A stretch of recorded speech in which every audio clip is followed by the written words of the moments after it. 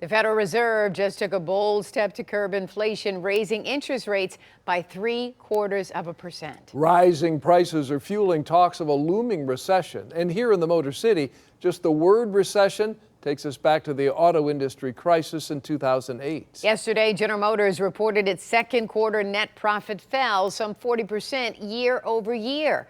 But just in the last 2 hours, Ford announced its adjusted operating income more than tripled from a year ago to $3.7 billion. Michigan's auto industry today is very different than the auto industry here in 2008. 7 Action News reporter Sarah Grimmer explores how the Big Three are preparing for a possible economic dip. Economic activity. That's what experts say we need to be looking at to forecast the possibility of a recession. And because Michigan's auto industry represents 28% of Michigan's gross economic output, experts say we need to be looking at the Big Three specifically.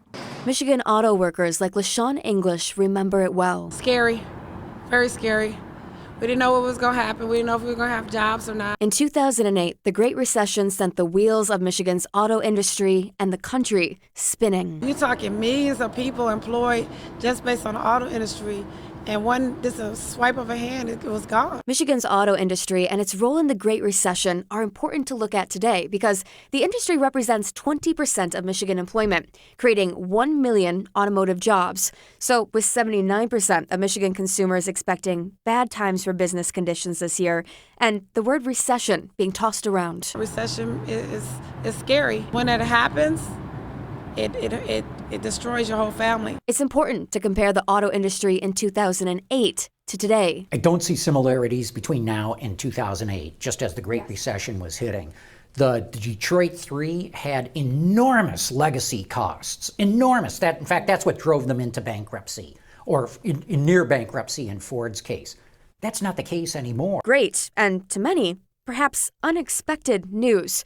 President of Autoline John McElroy tells us that because of the chip shortage, automakers aren't able to make enough cars right now to keep up with consumer demand. So if even less people are able to buy cars, the auto industry this time around can take it. I think if there's a recession, the auto industry won't even notice the difference. The auto industry remaining stable means many Michigan jobs will remain intact, which will help out enormously in making sure Michigan's economic activity remains high. According to the National Bureau of Economic Research, a recession is when there is a significant decline in economic activity that lasts for more than 3 months. There's really no similarities. I mean, we had structural failures in our economy in 2007 and 8, which led to the Great Recession. We do not have that this time around. We still have decent consumer savings. We have very strong credit across the marketplace. CEO of the Detroit Regional Chamber, Sandy Barua, says savings balances are up.